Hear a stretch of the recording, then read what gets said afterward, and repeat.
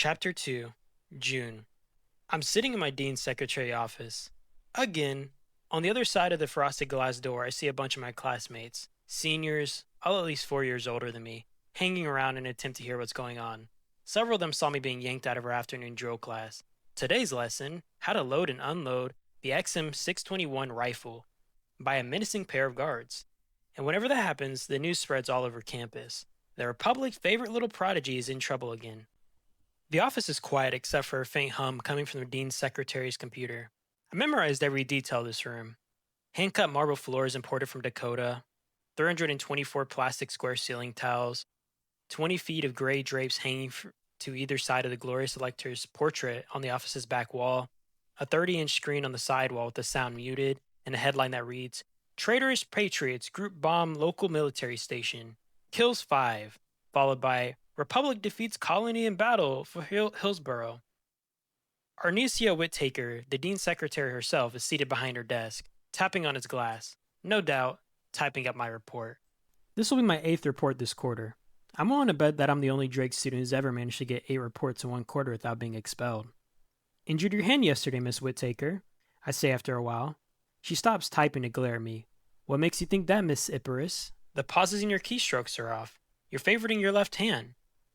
Miss Whittaker sighs and leans back in her chair. "Yes, June. I twisted my wrist yesterday in a game of kickball." "Sorry to hear it. You should try swinging more from your arm and not your wrist." I meant to say that simply as a statement of fact, but it sounded sort of taunting and doesn't seem to have made her any happier. "Let's get something straight, Miss Iparus," she says. "You may think you're very smart. You may think your perfect grades earn you some sort of special treatment. You may even think you have fans at the school with, all this nonsense." She gestures to all the students gathered outside the door. "But I've grown incredibly tired of our get-togethers in my office.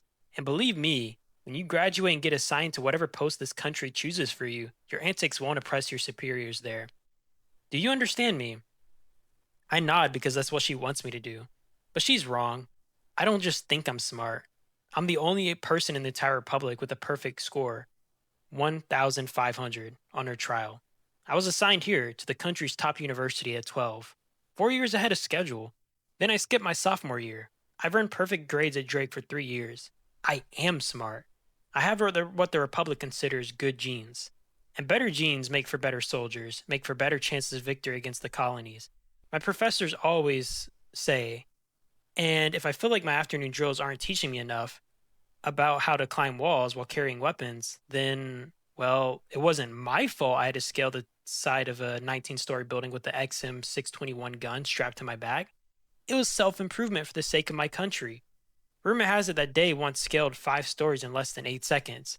If the Republic's most wanted criminal can pull that off, then how are we ever going to catch him if we're not just as fast? And if we can't catch him, how are we going to win the war? Miss Whittaker's desk beeps 3 times. She holds down a button. "Yes?" "Captain Matthias Iparus is outside the gate," a voice replies. "He's here for his sister." "Good. Send him in." She releases the button and points a finger at me. "I hope that brother of yours starts doing a better job at minding you, because if you end up in my office one more time this quarter, Matthias is doing a better job than our dead parents," I reply, maybe more sharply than I intended. We fall into an uncomfortable silence. Finally, after what seems like an eternity, I hear a commotion out in the hall. The students pressed against the door glass abruptly disperse, and their shadows move aside to make room for a tall silhouette. My brother. As Matthias opens the door and steps inside, I can see some girls out in the hall stifling smiles behind their hands. But Matthias fixes his full attention on me. We have the same eyes, black with a gold glint, the same long lashes and dark hair. The long lashes work particularly well for Matthias. Even with the door closed behind him, I can still hear their whispers and giggles from outside. It looks like he came from his patrol duties, straight to my campus. He's decked out in full uniform.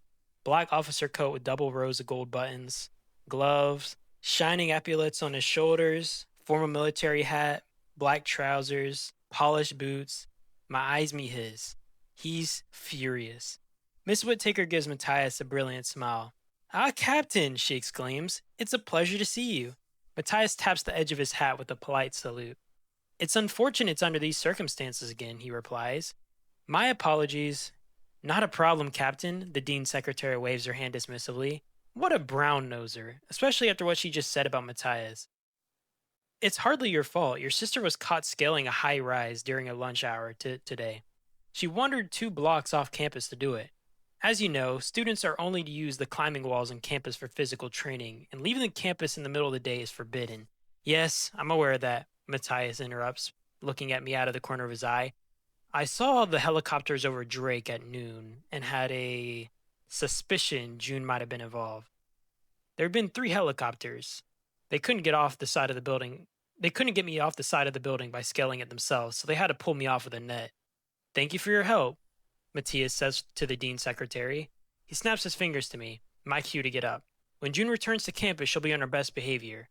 I ignore Miss Whittaker's false smile as I follow my brother out of the office into the hall.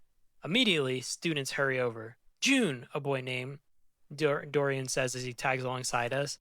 He'd asked me, unsuccessfully, to the annual Drake Ball 2 years in a row. Is it true? How high did you get up? Matthias cuts him off with a stern look. June's heading home. Then he puts a hand firmly on my shoulder and guides me away from my classmates. I glance behind me and manage to smile for them. 14 floors, I call back. That gets them buzzing again. Somehow, this has become the closest relationship I have with the other Drake students. I'm respected, discussed, gossiped about, not really talked to, such as the life of a 15-year-old senior in university meant for 16 and up. Matthias doesn't say another word as we make our way down the corridors, past the manicured lawns of the central quad and the glorious elector statue, and finally through one of the indoor gyms. We pass by the afternoon drills that I'm supposed to be participating in. I watch my classmates run along a giant track surrounded by a 360-degree screen simulating some of the desolate warfront roads. They're holding their rifles out in front of them, attempting to load and unload as fast as they can while running. At most other universities, there wouldn't be so many student soldiers, but at Drake, almost all of us are well on our way to career assignments in the Republic's military. A few others are tapped for politics in Congress, and some are chosen to stay behind and teach. But Drake is the Republic's best university, and seeing how the best are always assigned into the military, our dorm room is packed with students. By the time we reach one of our Drake's outer streets, I climb into the backseat of our waiting military jeep. Matthias can barely contain his anger. Suspended for a week? Do you want to explain this to me? He demands. I get back from a morning dealing with the Patriot rebels, and what do I hear about? Helicopters 2 blocks from Drake? A girl scaling a skyscraper? I exchange a friendly look with Thomas, the soldier in the driver's seat. Sorry, I mutter. Matthias turns around from his place in the passenger seat and narrows his eyes at me. What the hell were you thinking? Did you know you'd wander right off campus? Yes. Of course. You're 15. You went 14 floors up a... He takes a deep breath, closes his eyes, and steadies himself. For once, I'd appreciate it if you let me do my daily tours off duty without worrying sick about what you're up to. I try to meet Thomas's eyes again in the rearview mirror, but he keeps his gaze on the road. Of course, I shouldn't expect any help from him. He looks as tidy as ever with his perfectly slicked hair and perfectly ironed uniform. Not a strand or thread out of place. Thomas might be several years younger than Matthias and a subordinate of his patrol, but he's more disciplined than anyone I know. Sometimes, I wish I had that much discipline. He probably disapproves of my stunts even more than Matthias does. We leave downtown Los Angeles behind and travel up the winding highway in silence. The scenery changes from inner Bautala sector 100-floor skyscrapers to densely packed barrack towers and civilian complexes, each one only 20 to 30 stories high, with red guiding lights blinking on their roofs, most with their paint stripped off from this year's rash storms. Metal support beams crisscross their walls. I hope they get their upgrades soon. The war's been intense lately, with several decades of infrastructure funding diverted into supplying the warfront. I don't know if these buildings would hold up well if another earthquake hit. After a few minutes, Matthias continues in a calmer voice. You really scared me today, he said. I was afraid they'd mistake you for Day and shoot you. I know he doesn't mean this as a compliment, but I can't help but smile. I lean forward to rest my arms on top of his seat. Hey, I say, tugging his ear the way I did when I was a kid. I'm sorry I made you worry. He lets out a scornful chuckle, but I can tell his anger is already fading. Yeah, that's what you say every time, Junebug. Is Drake not keeping your brain busy enough? If not, then I don't know what will. You know, if you just take me along on some of your missions, I'd probably learn a lot more and stay out of trouble. Nice try. You're not going anywhere until you graduate and get assigned to your own patrol. I bite my tongue. Matthias did pick me once, for a mission last year, when all third-year Drake students had to shadow an assigned military branch. His commander sent him to kill a runaway prisoner of war from the colonies. So Matthias brought me along with him, and together we chased the POW deeper and deeper into our territory, away from the dividing fences and the strip of land running from Dakota to West Texas that separates the Republic and the colonies, away from the warfront where warships dot the sky. I tracked him into an alley in the Yellowstone City, Montana, and Matthias shot him. During the chase, I broke 3 ribs and had a knife buried into my leg. Now Matthias refuses to take me anywhere. When Matthias finally speaks again, he sounds grudgingly curious. So tell me, he whispers, how fast did you climb those 14 stories?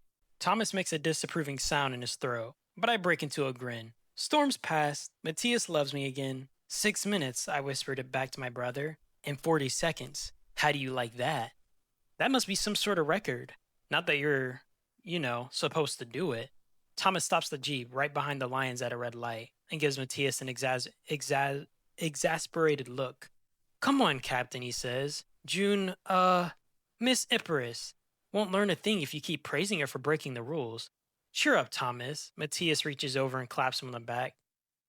Surely, breaking a rule once in a while is tolerable, especially if you're doing it to beef up your skills for the Republic's sake.